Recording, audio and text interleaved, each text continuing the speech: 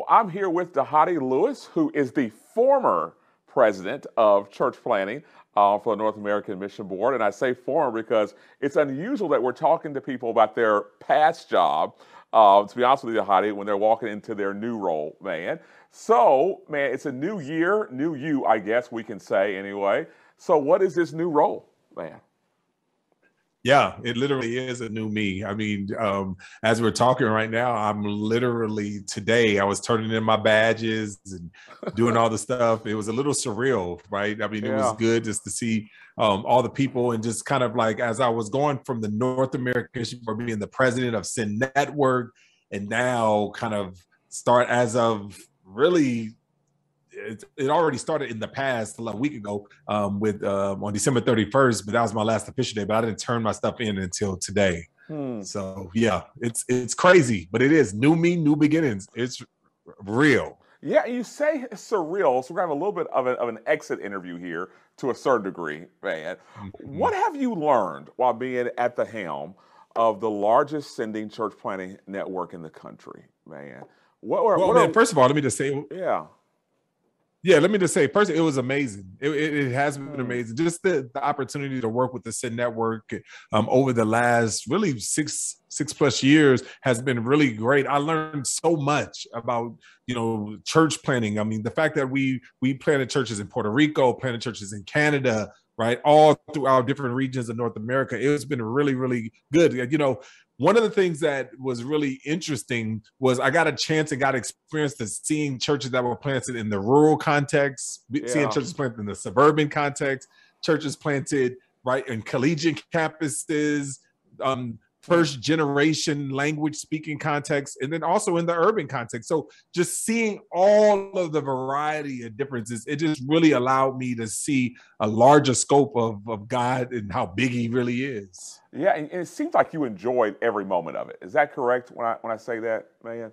That you had it was a I mean, I enjoyed every moment. It was exciting to see. And, and what's interesting about it is that we got a chance to see, we planted more churches this year than we planted in any of the previous years. So none of this was about like, man, we weren't hitting our goals, hitting our marks. We actually hit our goals. We actually hit our marks. We actually succeeded in a lot of ways. So it's just been really a real sweet moment and really a real sweet time, and there's this, God had a different plan for me in this season. As we take a turn toward, what's next, I got to ask you about church planning and COVID, man. Like, what was it like planning churches in the historical moment we're in right now, man? Well, I mean, these last few years have been tough. Right. Yeah. And I've gotten a chance to talk to a lot of different pastors, a lot of different things. It has been tough for many different reasons. One of the reasons is the fact that there's the division, right? Yeah. Ever since COVID, it's sort of like, do you mask or do you unmask? Are you vaccinated or unvaccinated? Do you quarantine or not quarantine? Do you still gather or do you not gather? I mean, and no matter as pastors and as planters, like as we're going into this season, you're not going to get the answer right to a group of people. And that's what I've found. Wow. And that has caused a lot of emotional tear and emotional stress on a lot of individuals, in this season and in this time. And so it's been really hard. And so it's been great to see, as I've been working with the Sin Network, getting a chance to see so many of our catalysts, so many of our regional directors to even see that not only were we able to hit some of the goals that we have, but to be able to succeed, some of those has been just amazing because it's been hard. This is a hard season, especially in the time where people are not a lot of people are not coming back to church, not doing. And so we had to reimagine, reinvent and all of that. But it's been great because the mission still went forward. And so it's been great to be a part of that. All right, as we talk about your new role, man, what is it, if you don't mind sharing with the audience?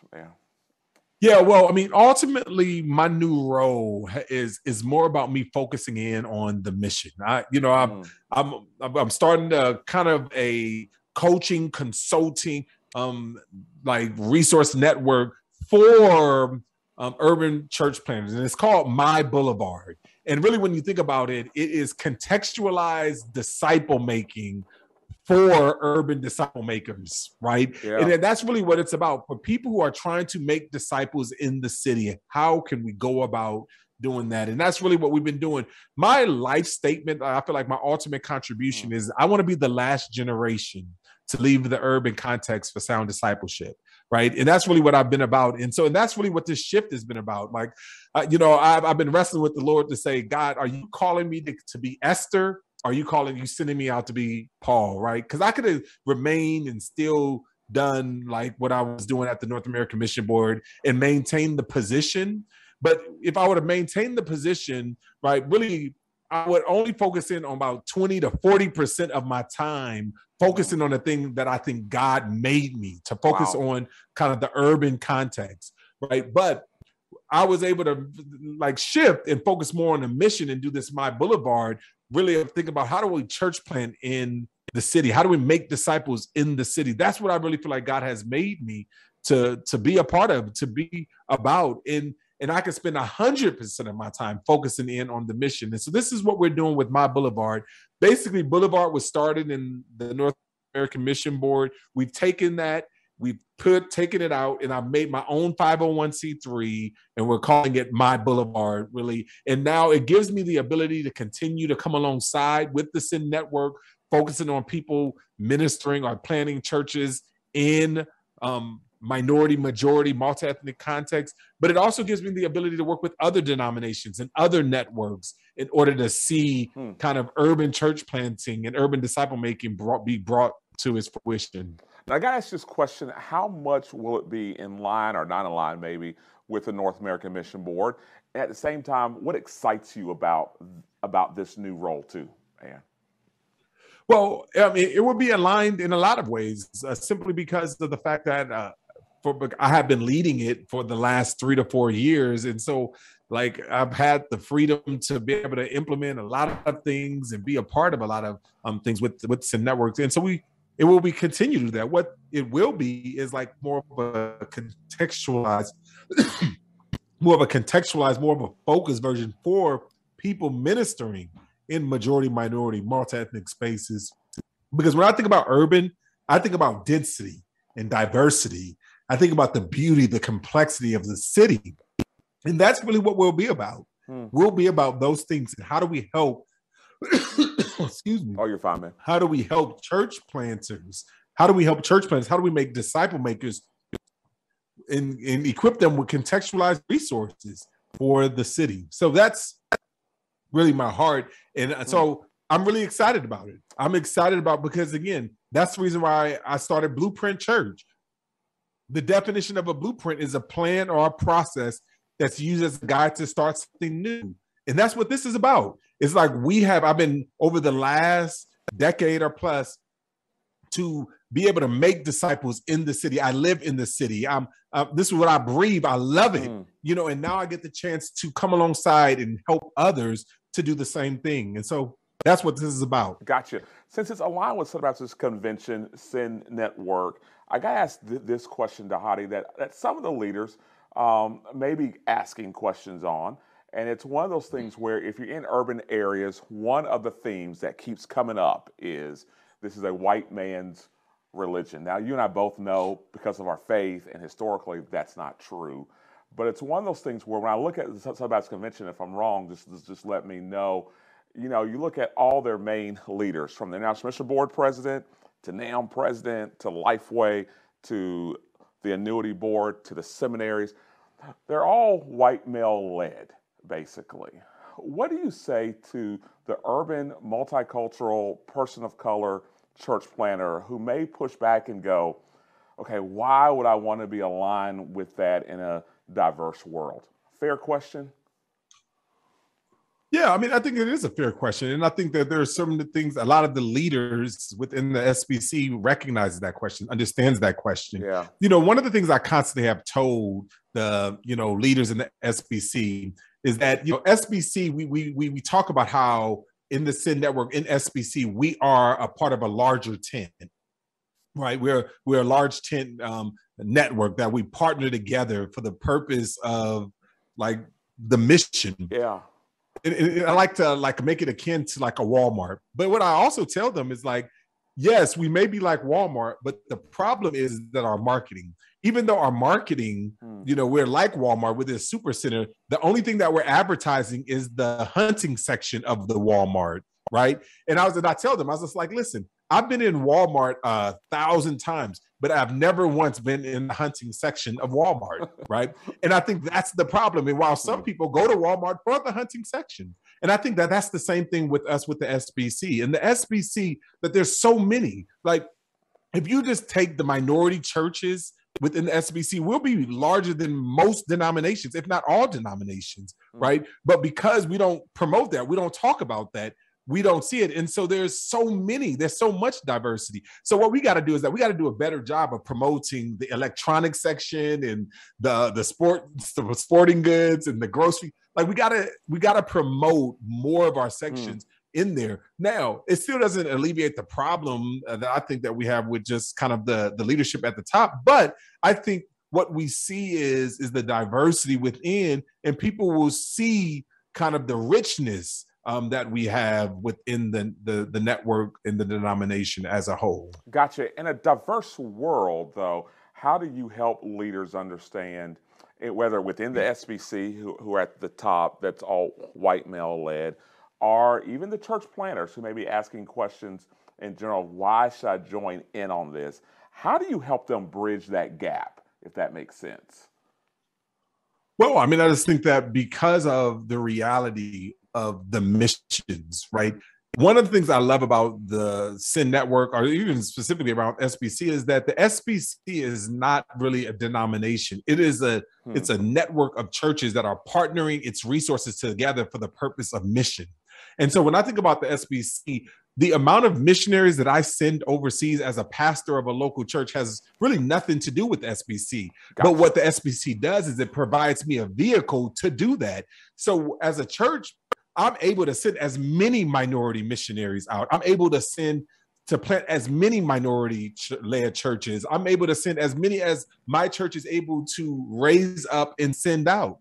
And so the problem with sending out, and trying to become an answer to the problem that Jesus talked about, that the harvest is plentiful, but the laborers are few, that's not an SBC problem alone. It's of all of our problems. And if I want to see more minority leaders, I have to raise up more minority leaders within my city, within my context, and then send them out. And guess what? The more leaders that I send out, the more minority leaders that there will be within the Sin Network or within the SBC. And so really, say to those people and to those leaders is that the tent is wide, the Walmart is big, if I can use that analogy.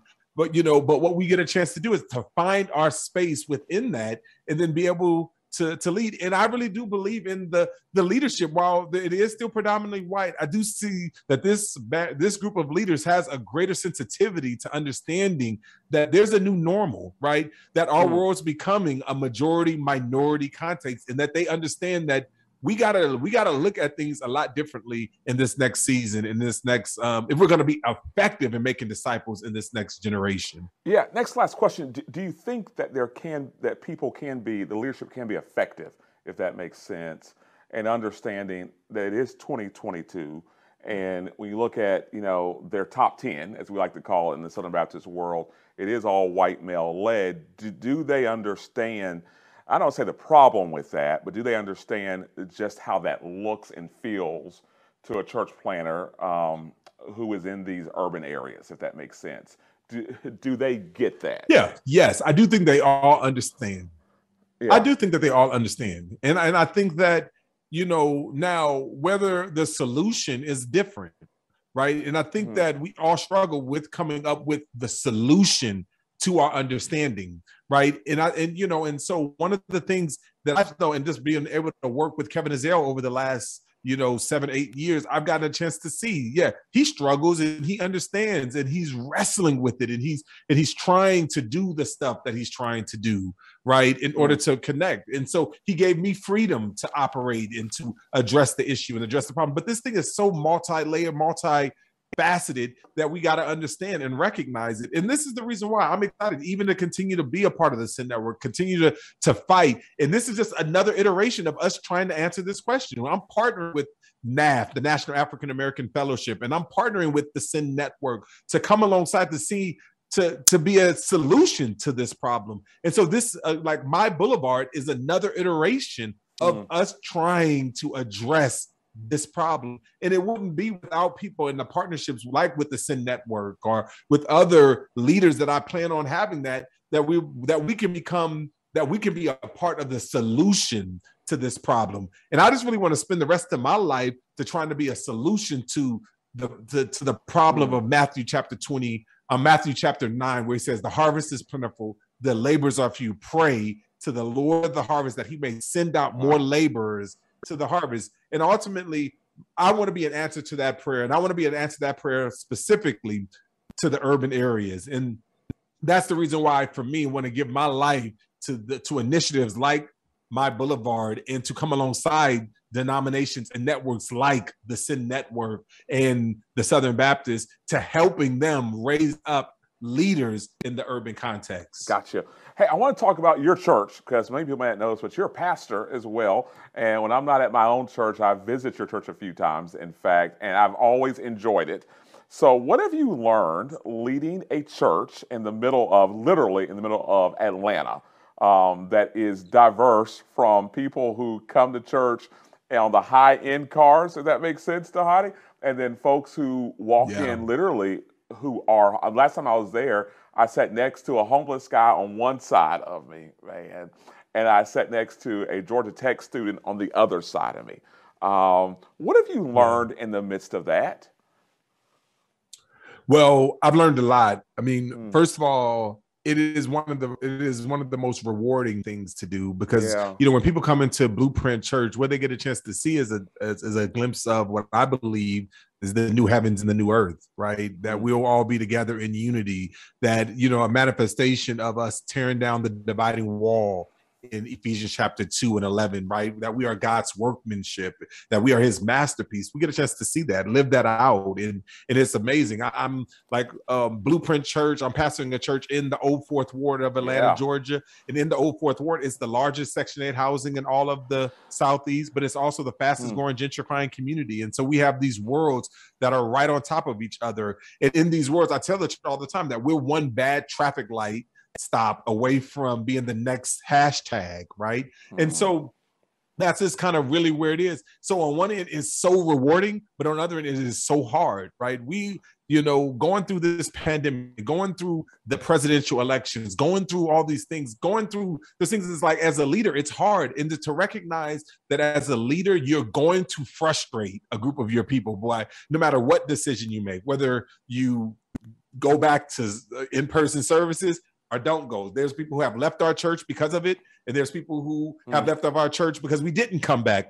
And so whether we wear masks or not masks, right? And in that, and when you make the decisions, it's really hard, and it's hard. And and even as a church, we're going through a tough season right now. We're going through a tough and a hard season of being able to navigate through that. And I think it's really important for us to really embrace this new normal as pastors. And we got to pastor our people through that. And, and I'm learning through that. I'm learning how to pastor our people through that, about some of the decisions, some of the consequences of the decisions that have been made. And so that's just a part of it. And so being able to be emotionally intelligent and emotionally stable, I think is important. And I actually wrote a book that's called Advocates, right? The narrow path to racial reconciliation, to really to address some of the diversity and how do we wrestle through some of those things. So it's one of the most rewarding experiences, but it's also a very tough and humbling experience as well. But to God be the glory. I'm committed to the fight, as if I can say it that way. It sounds like you're going back to your roots, man. Am I hearing that correctly? I mean, to what brought you to Atlanta in the first place, to what you did in Denton, Texas, that many people may not know of, which was incredible. Do you feel like you're going back to your roots here to a certain degree? No, I think that is it. I tell people all the time that I became a pastor, not primarily so I can preach, but I became a pastor to make disciples. And I believe that the local church is the best place to make disciples. I'm also returning to my roots, not only in the roots of discipleship and disciple making, which I believe leads to church planting, I'm also coming to my roots to just focusing in on the urban context. Now, I never left the urban context. I've always been ministering here. I've always done that. But I want to spend, going from 20 to 30% of my time to going to 70 to 80 to 100% of my time to helping, coaching, and consulting leaders to disciple, right, in their cities. And so it's like, so in a lot of ways, I'm going back to the roots, and I'm excited about doing that, because this is the reality, though, man. This is the reality. The roots that I'm talking about is not some niche. It's not some niche place. When we talk about majority, minority, or what urban is about density and diversity, majority, minority. All the sociologists, all the anthropologists say that by the year 2040, America will be a majority, minority country. And if by majority, minority, that is where our cities currently are. You see, in Christianity, we seem like we're always 20 years behind. What we consider right now to be a niche, if we don't address it right now, what we will end up being is we'll be like that church where the neighborhood is changing and everything changes, but except us.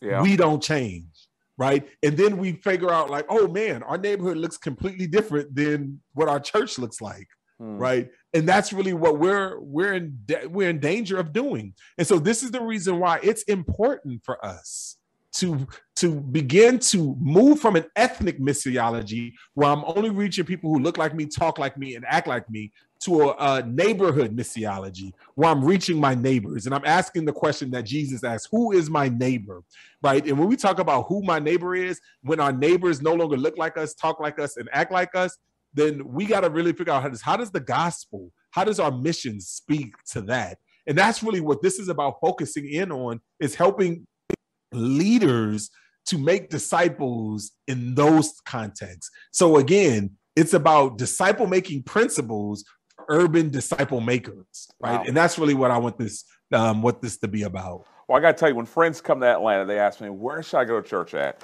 And I said, I always tell them, you can ask them, man, go to Blueprint, number one.